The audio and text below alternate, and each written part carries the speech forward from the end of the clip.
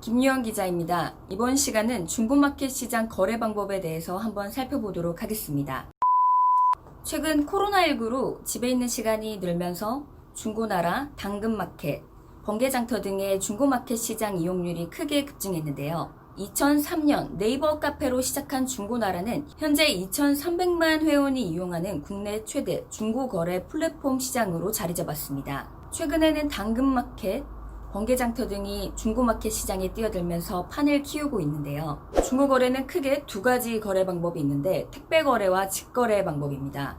중고거래는 물건을 저렴하게 살 수 있다는 장점이 있지만 진입장벽이 낮다 보니까 사기 거래가 많다는 점 또한 단점인데요. 온라인 중고거래 피해 사례는 작년 23만여 건으로 건수로는 2015년에 비해 2.7배, 금액으로는 2천억 원가량 늘었습니다. 사기 방법도 점점 더 치밀해지고 있습니다. 판매를 재촉해서 빠른 결제를 유도하는 경우도 있고 구매자가 안심할 수 있도록 택배 송장 번호까지 보냈지만 정작 받아보니 박스 안에 신문이나 벽돌이 들어있는 아주 황당한 경우도 있습니다. 사기 판매자는 대부분 대포폰과 대포 통장을 사용하고 있기 때문에 IP를 추적해도 대부분 중국이나 해외 등으로 나와 단속이 쉽지 않은 상황입니다. 때문에 전문가들은 의심스러운 상황이 발생하면 되도록 거래에 응하지 않는 게 최선의 방법이라고 말하고 있습니다. 일단 찝찝하면 거래에 응하지 않는 게 최선의 방법이라는 거죠.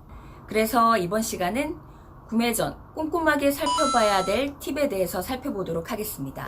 첫 번째는 값이 유난히 싼 제품이 일단 의심을 해봐야 됩니다. 특히 가전제품의 경우 성능을 확인할 수 없기 때문에 고장난 제품을 판매하는 경우도 있습니다. 때문에 되도록 가전제품은 직거래로 하시는 게 좋고요. 또 명품의 경우 지나치게 저렴하게 나온 제품은 가품이 아닌지 꼭 확인해 보시기 바랍니다. 두 번째는 판매자의 거래 내역을 확인하는 방법인데요. 판매자 상점의 후기도 확인해 보시는 게 좋습니다. 거래글에 전화번호가 없는 경우는 계좌번호 등을 더치트라는 사이트에 검색을 해봐야 되는데요. 이 더치트라는 사이트에서 검색을 해보면 사기 접수 이력이 나옵니다. 또 경찰청에서 제공하는 사이버캅이라는 사이트를 통해서도 신고 접수 이력을 확인할 수 있습니다. 세 번째는 카톡 푸사나 통화 연결을 시도해보는 방법입니다. 물론 이 방법은 핸드폰 번호를 공개했을 시에 이용 가능한 방법입니다. 적혀있는 핸드폰 번호를 저장하고 카톡 푸사를 확인하면 아기 사진이나 반려견의 사진이 뜨는 경우도 있을 거예요. 이런 분들은 구매자에게 신뢰감을 주기 위해서 이런 사진을 해두는 경우가 있는데요. 물론 100% 다 맞는 건 아닙니다. 또는 옛날 2G 폰으로 찍어둔 구린 화질로 얼굴 형체를 알 수 없는 사진으로 푸사를 해두신 분도 있습니다. 이런 분들도 좀 의심을 하고 살펴봐야 될 필요가 있습니다. 또 카톡 푸사 오른쪽을 보면 송금 버튼이 있는데요. 이 송금 버튼이 보이지 않는 분들은 계좌 등록을 하지 않은 분이기 때문에 좀 의심을 하고 살펴보실 필요가 있습니다. 그리고 핸드폰 번호를 알고 계신다면 일단은 통화를 직접 시도해보는 게 가장 좋은 방법입니다. 그런데 이런 분들은 내가 지금 바쁘다, 그리고 지금 통화를 할 수 없다는 등의 이유로 통화를 회피할 겁니다. 네 번째는 되도록 직거래를 하는 방법입니다. 현재 당근마켓은 위치 기반으로 직거래를 하고 있죠. 그런데 그 외의 사이트에서 사이트가 권장하는 안전거래 외에 직접 계좌 입금을 유도하는 사례는 절대 피하셔야 됩니다. 그렇다고 안전거래 역시 또 안전하기만 한 건 아닙니다. 그래서 다섯 번째는 안전거래 결제 시 반드시 도메인 주소를 확인해야 됩니다. 판매자와 카톡으로 대화할 경우 안전구매 링크도 모바일로 받게 되는데요. 이 경우 도메인 주소를 확인하기 어려운 경우가 있습니다. 판매자들은 진짜 중고마켓 사이트와 가짜 중고마켓 사이트를 유사하게 만들어서 구매자가 로그인을 하게 한 뒤 개인정보와 카드 정보까지 다 빼내는 경우는 물론이고요. 결제까지 이루어지는 경우도 있습니다. 따라서 안전구매 링크를 받는 경우도 반드시 주소를 재차 확인하시기 바랍니다. 전문가를 통해서도 안전하게 거래하는 방법에 대해서도 살펴보도록 하겠습니다.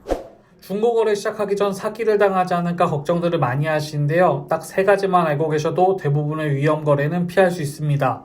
첫 번째, 메신저를 통해 판매자가 결제를 위한 링크를 보내는 경우 의심해 보셔야 됩니다. 피싱 사이트나 허위 결제의 가능성이 높습니다. 그러므로 전달받은 링크를 통한 결제 방법보다는 앱이나 웹에서 직접 결제가 가능한 방법으로 거래를 하는 게 안전합니다. 두 번째, 직거래할 때는 밝고 공개적이며 안전한 장소에서 하셔야 됩니다. 특히 여성분들이 거래하실 때 만나는 장소가 어둑한 골목, CCTV가 없는 외곽일 경우 위험한 상황이 발생할 수도 있습니다.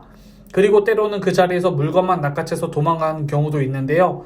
상대와 만남의 장소를 정할 때는 안전하고 사람이 많은 곳에서 거래하시는 걸 추천드립니다. 세 번째, 안전결제 방법을 이용하는 것이 좋습니다. 안전결제는 구매자가 제3의 기관에 돈을 먼저 맡기고 판매자가 보낸 물건을 꼼꼼하게 확인 후 구매를 결정할 수 있는 방법입니다. 특히 물건을 받지 못하거나 마음에 들지 않는 경우 거래를 취소하고 돈은 다시 돌려받을 수도 있습니다. 구매를 결정하는 과정에서 약간의 수수료는 발생하지만 가장 안전한 거래 방법으로 현재 이용자가 늘어나고 있는 상황입니다. 지금까지 영상이 도움이 되셨다면 구독과 좋아요 눌러주세요.